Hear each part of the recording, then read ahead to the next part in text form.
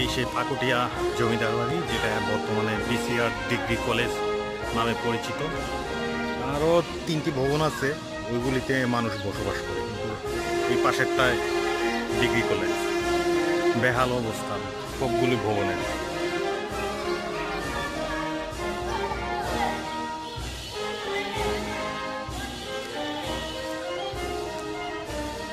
কারুকাজগুলো সব ভেঙে পড়ছে, দিক দিয়ে ধ্বংসের পথে।